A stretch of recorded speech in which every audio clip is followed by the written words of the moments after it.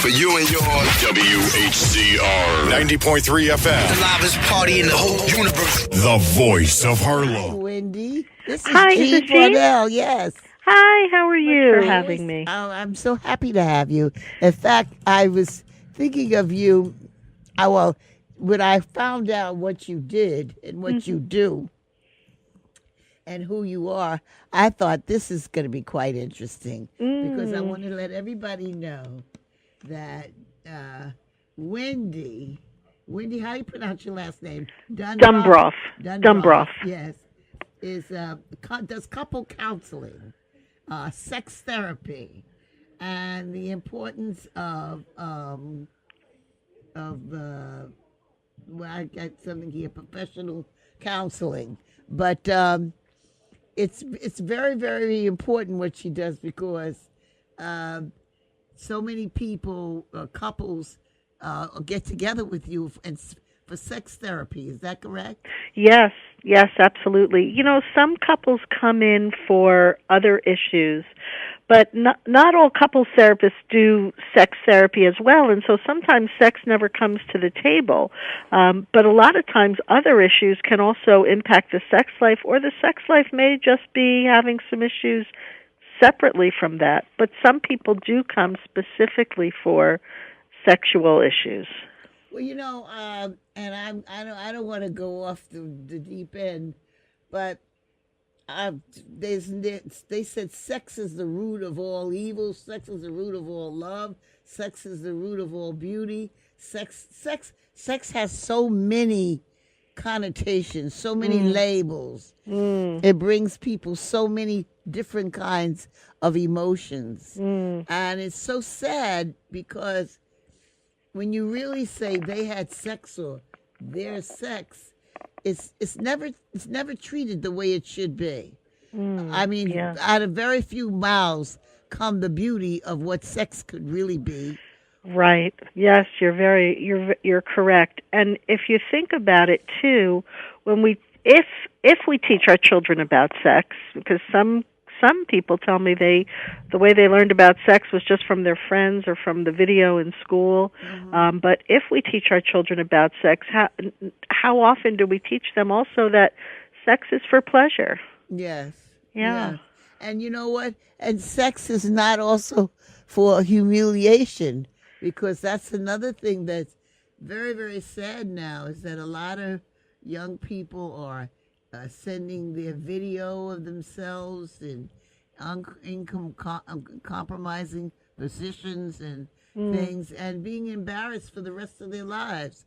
You know, yeah. I mean, sex is sex, and it's when you say it to a mother.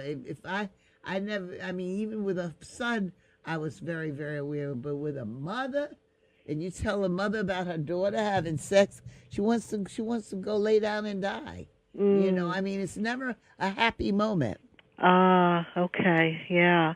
It's a moment for learning. And as parents, one of the therapists that I've learned from when I did my training at the Ackerman Institute, and this wasn't even sex therapy, but a gentleman by the name of Michael Davidovich always said that parents need that exhale moment, like, you're doing what?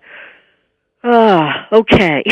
and it's a teaching moment, and it's a learning moment, and it's a moment that it's kind of like with anything that our children are doing that we wish maybe they weren't doing or weren't doing yet, that we need to be realistic about it and say, okay, I'm not necessarily condoning that you do this at this age, but if you are going to, let's talk about it. Let's be safe about it.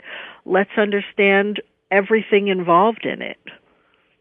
Well, you know, I know you don't.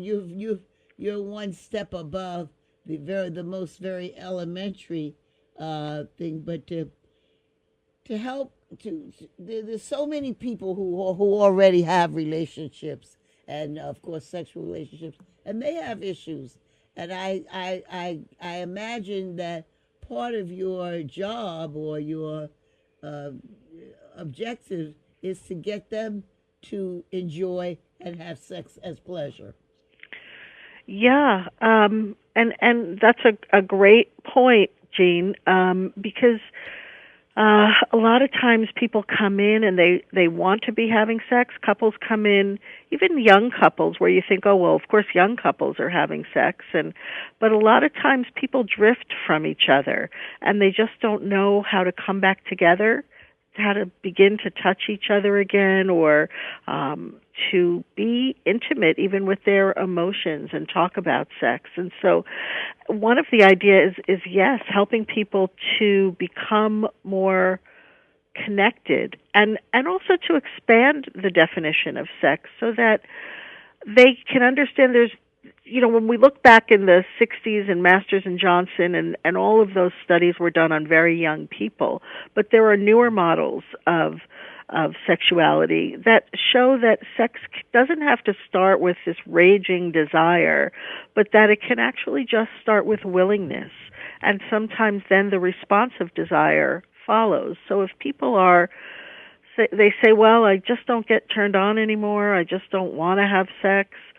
If you could start with willingness, and then sometimes you realize, hey, this is why I'd used to like to do this, because it really feels good. Yeah, we're still doing it. And honestly, there's no reason why people can't continue to have sex into their, as they get older and into their old age.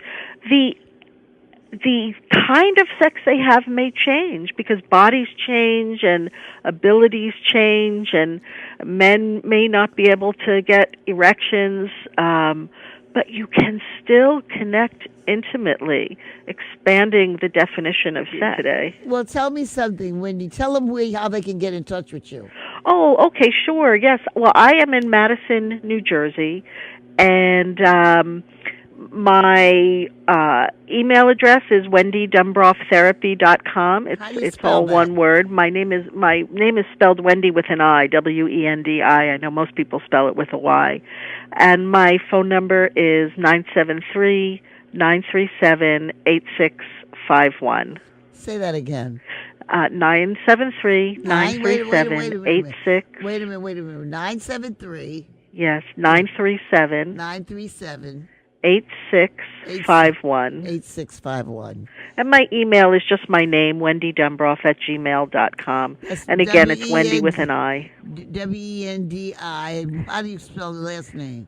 D as in David, U, M as in man, B as in boy, ROFF like Frank, Wendi Dumbroff at gmail.com. Or wendydumbroffTherapy.com is my website, and my email is on there, and all my contact information is on there. Okay, Wendy. All right, Jean. Thank you so very much. All right, you too. And a nice conversation I had with you. I enjoyed it. Very lovely. I appreciate your time. Thank you so much. Take care. Thank you. Bye-bye. Bye-bye.